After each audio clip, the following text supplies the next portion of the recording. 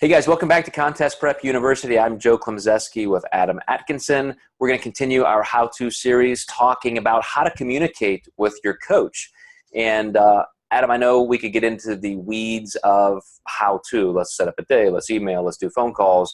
But you're talking more about in our kind of show prep, you know, some of these hard conversations about when you're not in agreement or you really want to stretch the boundaries a little bit, and how do you have those tough conversations?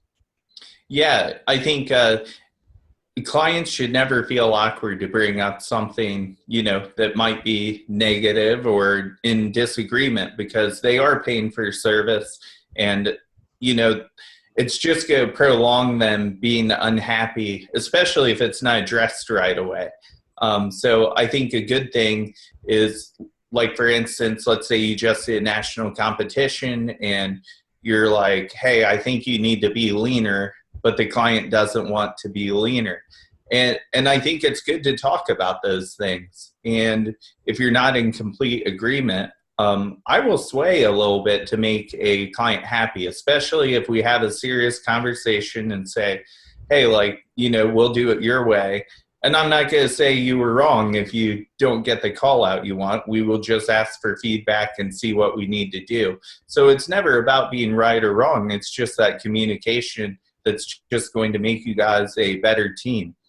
And I think that's a great point, that this works both ways. I've learned more than ever, and I say this all the time. People probably will recognize me bringing up this point, but you know, back in the day when I was working with hundreds and hundreds of clients at a time, 18 hours a day, just emailing clients, it was difficult to break away and have some more in-depth conversation. But, you know, now I hold my client load just a little bit closer to the vest, and I look for those opportunities. I mean, multiple times already this week, I've asked clients for a phone call. Let's jump on the phone. This is a point we can clarify. Brand new clients that started working with me, they hired me last night. I immediately said, how about we jump on the phone in the morning, because I just want to make sure we're on the same page. And they instantly emailed me back after that phone call saying, man, that was great. It was so cool to be able to chat with you, get all this stuff fleshed out, you know, in person, so to speak. So anyway, I think that's just important, man. I think it's so valuable to take that time, both from a coaching perspective and a client perspective. And if you're not willing to do that as a client, to reach out, and you're not willing to do that as a coach, then there are going to be some problems you could probably avoid. Yeah, I always find phone calls are great preventative maintenance for those types of situation too.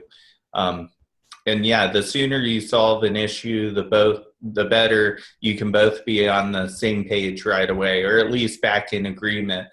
So. You know, and on this whole point of communication, we've talked about creating a client experience.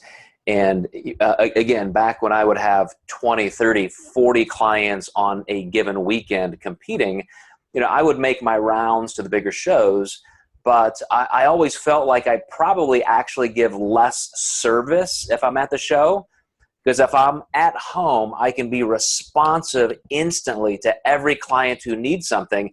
If I'm at a show talking to somebody for 5 or 10 minutes and I've got 17 messages that came through, like I'm not giving anybody my best service, but I understand the value of being at some of these shows where you get to see somebody face to face.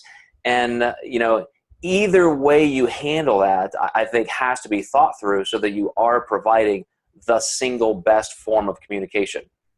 Yeah, you have to make sure you don't spread yourself too thin. It's a good example. I was at Nationals a couple weekends ago. I felt so connected with those clients. It was awesome. On the same page, I felt very disconnected from my people emailing me. And I made sure they knew that. And, you know, I think for new coaches, this is something you learn over time. And it's really cool because I'll have old clients who worked with me 3 or 4 years ago. They re-sign up with me. I'm like, I can't wait for you to get the new experience, because I thought I was good then. I'm way better now. So. Right. I'm the same way, man. I was just talking to somebody in person, Austin Kiergaard in South Dakota. And I said, yeah, I mean, everybody knows my pioneering parts of my career as a coach, but I'm actually having more fun, and I know I'm getting better results now. I mean, you know, the first 400 to 500 pro cards, you know, aside, you are just in far better hands because of my experience now. So that's great that you brought that up. Yeah.